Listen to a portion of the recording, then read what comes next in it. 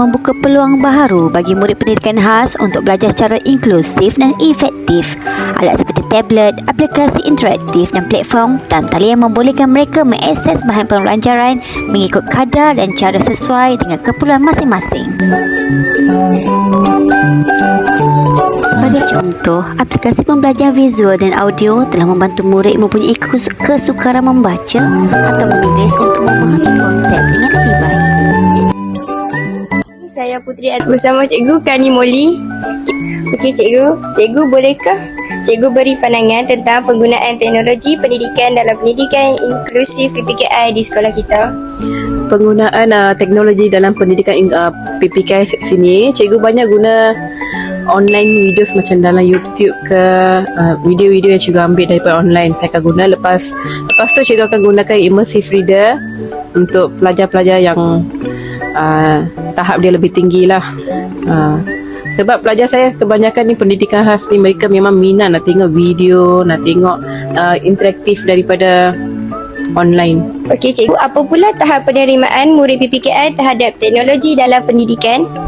Okey, tahap penerimaan bergantung kepada abilities yang murid-murid kita. Okey, ada setengah murid tu memang minat, so tahap penerimaan dia sangat tinggi. Bukan semua murid pendidikan khas yang minat terhadap benda-benda macam ni.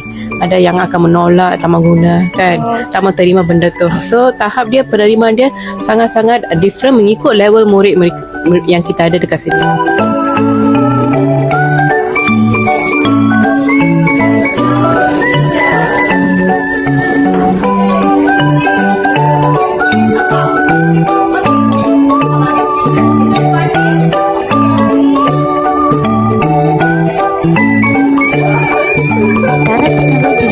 Digunakan ialah pembaca teks suara yang membantu murid dengan masalah penglihatan dan aplikasi terjemahan bahasa isyarat untuk murid yang kurang upaya pendengaran.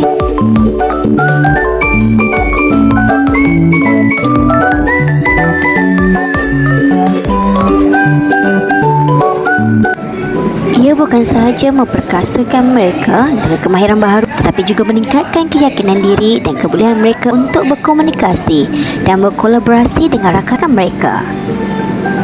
Pendidikan pendigitalan adalah langkah penting ke arah memastikan pembelajaran yang lebih inklusif dan adil untuk semua murid, masuk murid pendidikan khas.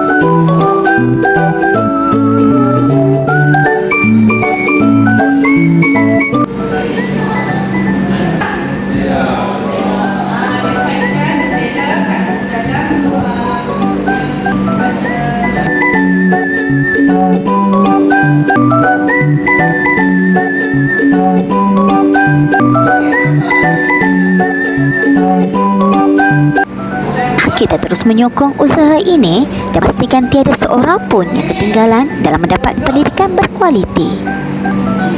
SMK Mak Mandin amat menyokong kepada pendidikan pendigitalan untuk PPKI di sekolah kami.